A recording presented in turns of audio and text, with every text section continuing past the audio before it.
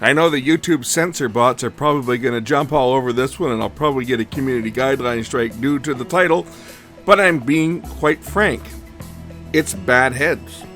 There are good heads and there are bad heads, and this machine definitely has bad heads. It came in for service. I have to break the bad news to the owner that their beloved Panasonic VCR is gone. It's time to move on. I hope they don't have any tapes that they really need to play.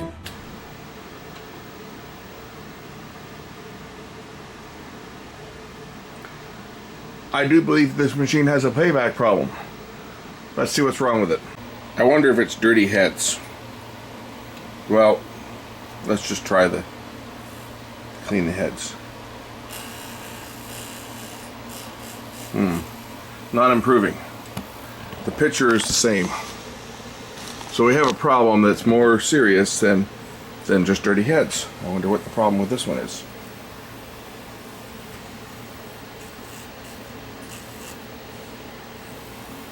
It's not a bad head.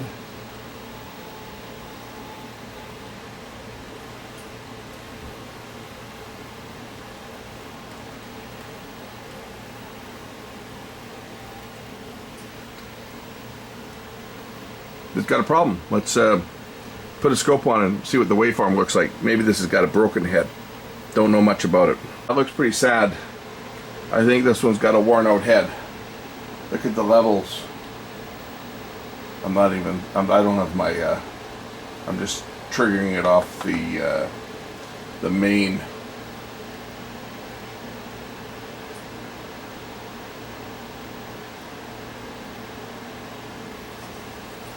But the levels are pretty bad. The levels are terrible. If I go into double speed playback, it will select the EP heads. Well, one SP and one EP, because it's playing both the same field for the double speed playback.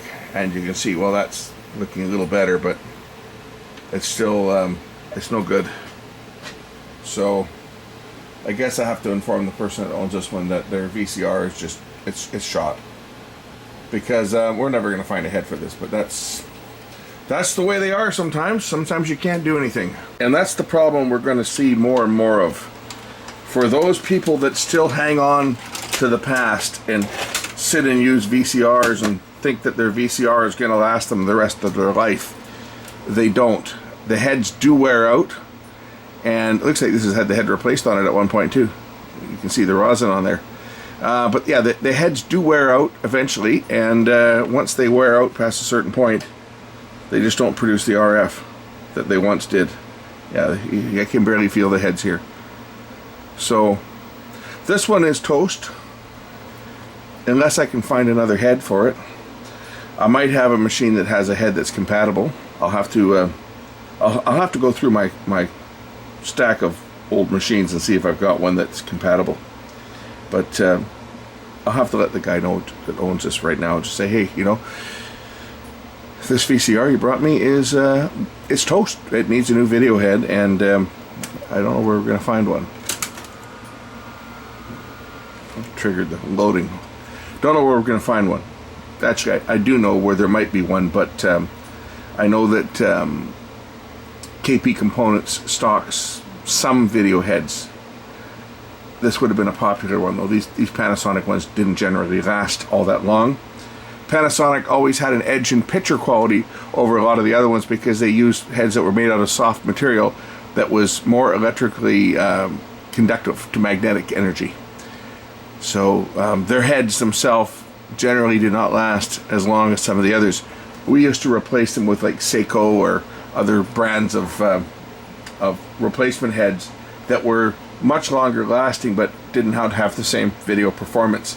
Unfortunately, that they didn't have the same frequency response, so they tended to look a little soft. But anyway, oh well.